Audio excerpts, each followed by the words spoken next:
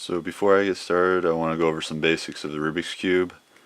For the purposes of this video, the part facing towards you will be called the front. When I refer to the top, I'll say up. The bottom will be down. The right will be the right, and the left will be the left. So when I say right, you're going to turn the right side clockwise. If I say right inverted, you're going to turn it counterclockwise. If I say up, turn it clockwise. If I say up inverted, counterclockwise. If I say front, I'm going to turn the front clockwise. If I say front inverted, turn it counterclockwise. And the same thing for each side.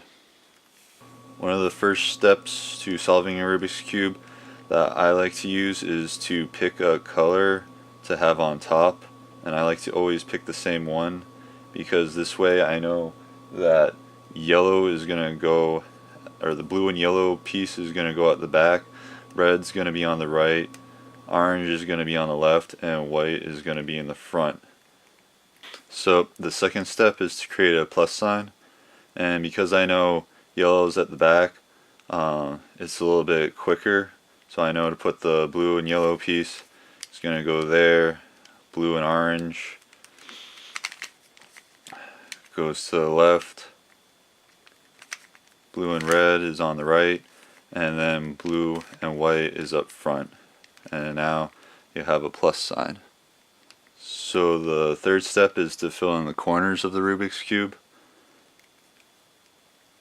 So I find blue, yellow, orange, and turn it around so it fits in its corner, and do the same thing with each corner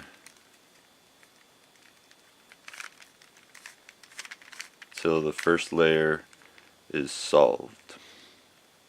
Step 4, you want to have a T on one of these sides, so you can start using this side where you have a T, or I could use the other side.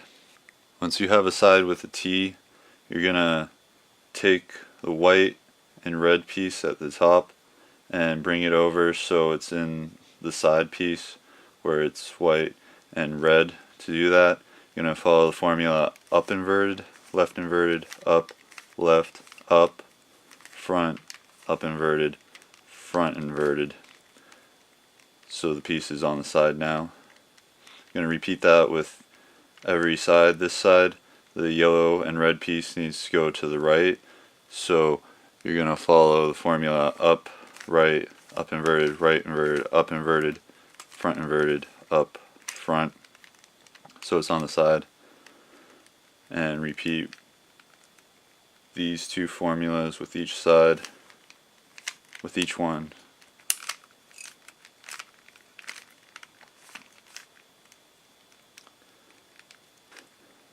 Now here, the last piece to finish the second layer is on the side, but it's facing the wrong direction, so we need to get the white over here and the orange over there. To do that, you use the same formula that you would to bring this piece down here, and you go up inverted, left inverted, up, left, up, front, up inverted, front inverted.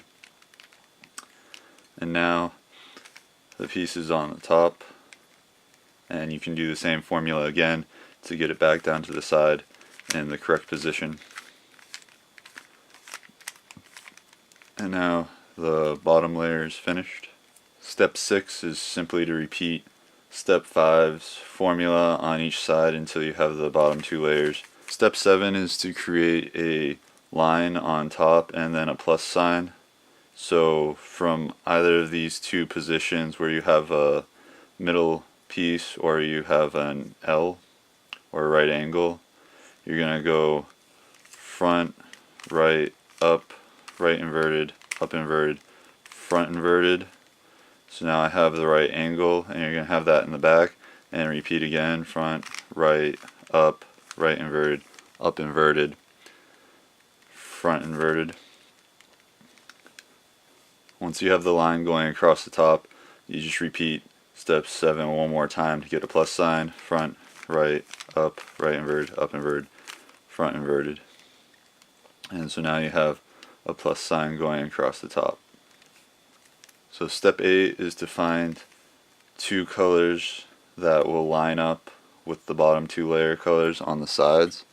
So in this case I have a white that lines up, and in orange you're going to put one at the back and one to the right, and use the formula right, up, right inverted, up, right, up, right inverted, up.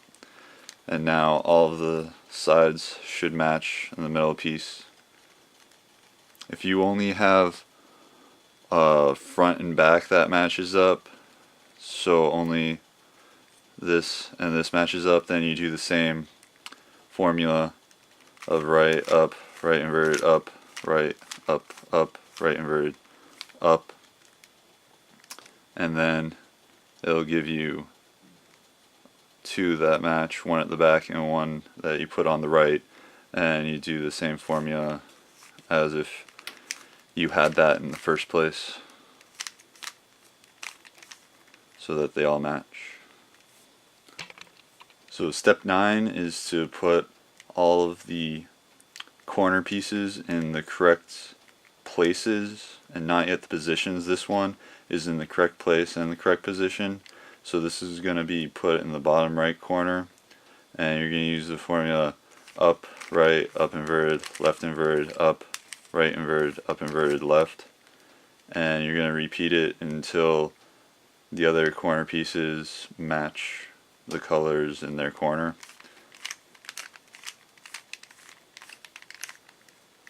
So now they're all in the right placement. You've got a orange, yellow, green, orange, yellow, green, and green, red, yellow, red, green, yellow. If you don't have one in the, or if none of them are in the correct place, then you just repeat the same formula until one is in the correct place, and then you put it in the bottom right hand corner and repeat up, right, up inverted, left inverted, up, right inverted, up inverted, left, until all the other pieces are in their proper corners. The last part is simply to put the corner pieces all facing the correct direction, and to do that you just use the formula right inverted, down inverted, right, down, right inverted, down, right, down, until the piece is facing the correct direction, and then you turn the top counterclockwise or clockwise just until one of the unsolved pieces is in the corner that the old unsolved piece was in, and you repeat the same formula until it's correct, and then you do it one more time or until they're all solved. And at this point you should have a finished Rubik's Cube.